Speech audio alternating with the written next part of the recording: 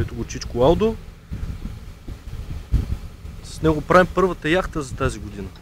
Ето, вземе. Снимай му малко.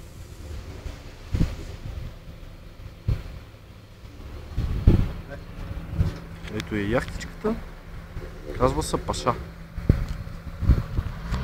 Нали, шефче?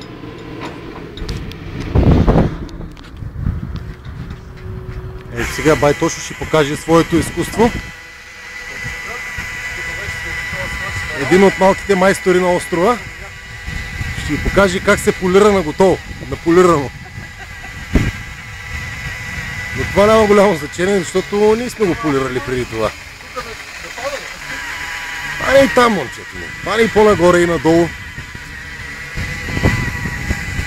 Държи здраво, бръснача! С леки кръгови движения, плаващи наляво и надясно. Не забравяй да дишаш и да вдишаш, дълбоко издишаш. Не напрягай сърцето. И лукчето е готово. Бомбончето.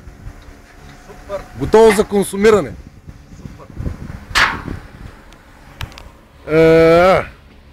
Та съм аз. Аз малко се поизчистих вече. Хайде до нови срещи. Аз знаеш какво е